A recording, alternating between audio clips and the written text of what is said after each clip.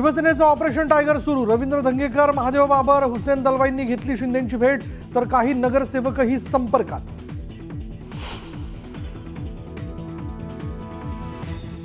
निकालानंतर महाराष्ट्रात इतका सन्नाटा कधीच नव्हता। निवडून आलेल्यांनाही निकालावर शंका।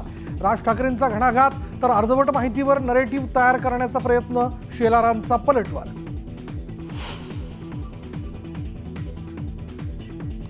विधानसभेत अजित पवारांना 42 जागा हे आश्चर्यच। राज ठाकरेंचा टोला, तर 1.5 महिन्यानं शॉक बसलेल्या राज ठाकरेंनी दादांसारखं पहाटे उठून काम करावं। मिटकरींचा पलटवार।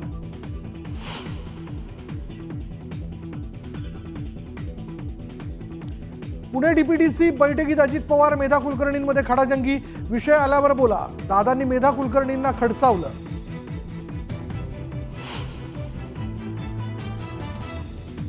विकास कामं करताना कुणी खंडणी मागता कामा नये, अन्यथा मकोका लावायला मागे पुढे पाहणार नाही। बीड दौऱ्यात पालकमंत्री अजितदादांचा सज्जड दम।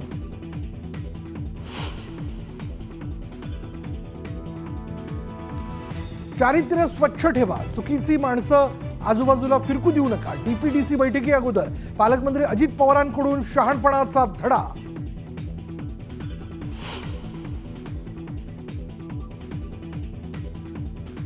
देशमुख हत्या प्रकरणातील आरोपी कृष्णा आंधळे अजूनही का सापडत नाही?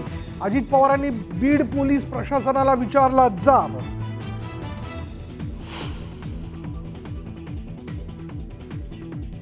लग्नात भेटल्यामुळे पक्ष जवळ येतात हा भाबडा विचार। उद्धव ठाकरे आणि चंद्रकांत पाटलांच्या भेटीमुळे युतीच्या चर्चांवर फडणवीसांचा थेट हल्लाबोल। पोलिसांच्या मारहाणीत सोमनाथ सूर्यवंशीचा मृत्यू। परभणीमधील मोर्चातून सोमनाथ सूर्यवंशीच्या आईचा आरोप।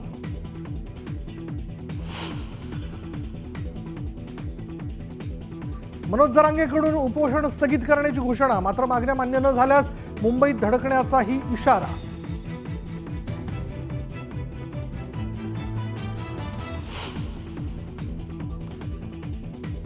न्याय मिळाला नाही तर इथेच आत्महत्या करणार। पोलीस कोठडीत मृत्यू झालेल्या सोमनाथ सूर्यवंशीच्या आईचा परभणीच्या जिल्हाधिकाऱ्यांसमोर आक्रोश।